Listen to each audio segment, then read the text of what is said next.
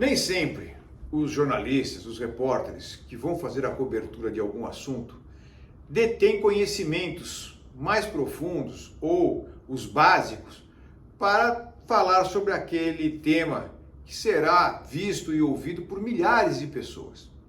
Eu sou Mário de Oliveira Filho e você está no Papo de Criminalista. Eu ouvi pela manhã, numa determinada emissora de rádio, uma jornalista num tom de crítica à postura do advogado do ex-ministro da Justiça que está preso a respeito do seu depoimento ou do seu interrogatório que deveria ter sido realizado e não foi porque o advogado intercedeu e pediu o adiamento. E por que ele pediu o adiamento? Porque ele não tinha acesso a todo o conjunto dos atos investigatórios constantes do inquérito policial. Ora, sem isso, não tem como orientar o cliente sobre o que existe de ato investigatório, do que ele pode falar, do que ele não deve falar, como se manifestar, o que explicar.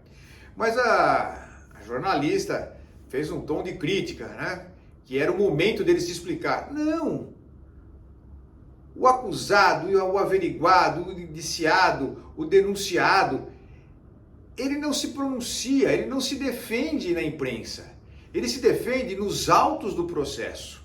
O que está fora dos autos, como nós aprendemos na faculdade, não existe no mundo.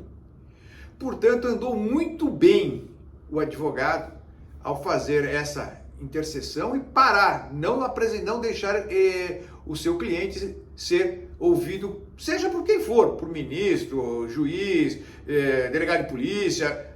Não pode. Primeiro ele tem que conhecer os autos. Isso é fundamental. É uma regra não só de ordem processual, mas de ordem prerrogativa da função.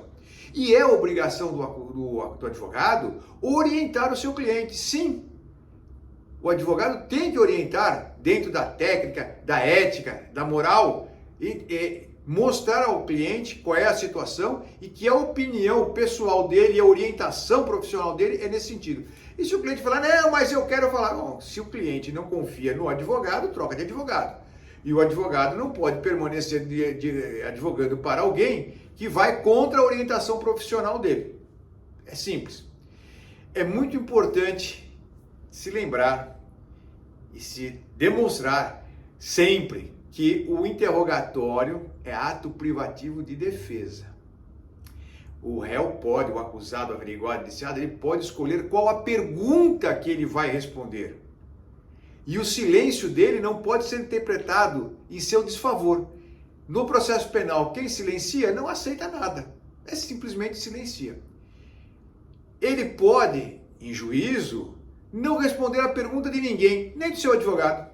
Ou pode responder no interrogatório apenas as perguntas do seu advogado. Isso já está pacificado. Aliás, se você é membro da comunidade do Papo de Criminalista, você tem a nossa seção de biblioteca de jurisprudência, onde vários acordos sobre esse tema e tantos outros do processo penal estão à sua disposição. É isso aí. Papo de Criminalista, a gente volta. Um grande abraço.